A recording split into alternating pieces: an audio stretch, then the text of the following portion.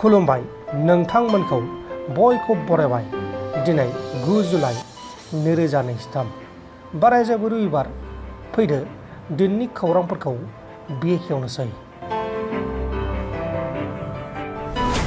आसाम सोरखारनि सोलोंथाइ बिफाननि गोदान फोसावथाय।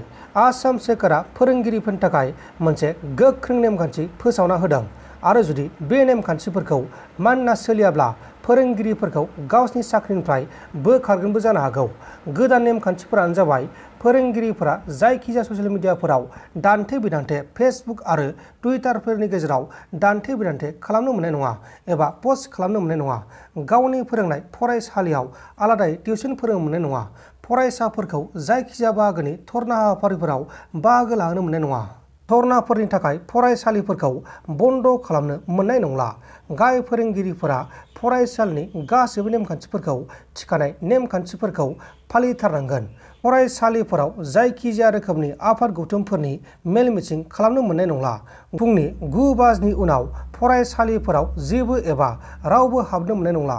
बेफोरनो जाबाय आसाम सोरखारनि गोदानै फोसावनाय नेमखान्थि आरो बे नेमखान्थिखौ मानिनानै सोलिनांगोन नङाब्ला गावसिनि साख्रिनिफ्राय फोरोंगिरिफोरा बोख्लायजानोबो हागौ। मोनसे गिख्रंथाव लामानि जाब्रबथाय जादों। बे गिख्रंथाव लामानि जाब्रबथायाव आसामाव सानै बिसि आरो फिसाया अबथिरायै जायगायावनो जिउ गोमादों। गवालपारा डिस्ट्रिक्टनि सिङाव थानाय आगियानि राजा लामायाव सानै बिसि आरो फिसाया गावसिनि गारि फिसाजों थांबाय थानाय समावनो गुबुन गंसे ट्राकजों मोगा मोगि खर'जों खर' सौदावनानै जाब्रबथाय जानानै सानैबो जायगायावनो जिउ गोमादों आरो बे जाथायावनो गुबुन 3 सुबुङा गोब्राब जोखोम जादों। बे समाव जोखोम जानायफोरखौ फाहामसालियाव फाहामथाय होगासिनो दङ। थैनाय फिसायनि मुङा जाबाय पवित्र पदार, नाथाय बिसिनि मुंखौ खौरां मख'नाय जायाखै। तामिलनाडु रायजोनि सिङाव थानाय क'यम्बाटुराव सासे DIGआ फुंनि समाव थाबायनो थांनायनि उनाव गावनि क्वार्टार केम्प साखाथिनि अफिस साखाथियाव गावनि सार्भिसनि पिस्तलजों गावनि जिउखौ गावनो फोजोबदों। थैनाय DIGनि मुङा जाबाय C. विजय कुमार। विजय कुमारा थांनाय गोलाव समनिफ्रायनो मेलेमारि जेंना आरो डिप्रेसनाव गोलैना दंमोन होननानै मिथिनो मोननाय जादों।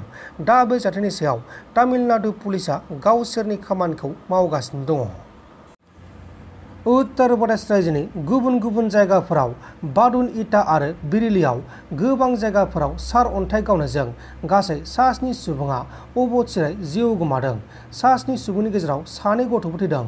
उचित बाजारनिफ्राय न' फारसे थांबाय थानाय समाव सानै आबादारि बाबलु आरो बारजित यादव मुंनि 2 आबादारिया जायगायावनो जिउ गोमादों। उचित टाउनावनो आशिका मुंनि गुबुन 1 गथ'आबो जिउ गोमादों। पुर्बी गामियाव महितपाल मुंनि 1 थैदों। दाम'ह गामियाव रामानकान्ति मुंनि 1 सुबुङा जिउ गोमादों। इटायाव धर्म मुंनि 1 सुबुङा जिउ गोमादों आरो बिरेलियाव गुबुन 3 सुबुङा जायगायावनो जिउ गोमादों होननानै मिथिनो मोननाय जादों। नगाव जिल्लानि सिङाव थानाय जुरिया ओनसोलाव हाग्रानि मैदेरजों गाग्लोबजानानै 2 बिमा आरो फिसाज्लाया अबथिरायै जायगायावनो जिउ गोमादों आरो बे जाथायावनो गुबुन 2 सुबुङा गोब्राब जोखोम जादों। थैनाय बिमा आरो फिसाज्लानि मुङा जाबाय खुदेजा खातुन, बे जाय बिमा, आरो जुएल आहमेद, बे जाय फिसाज्ला गथ'। बे समाव गुबुन 2 जोखोम जानायफोरखौ गाज्रि थासारियाव थैहां थासारियाव फाहामसालियाव फाहामथाय होगासिनो दङ। नोंथांमोन दिननि खौरांफोरा बेखिनिल'मोन।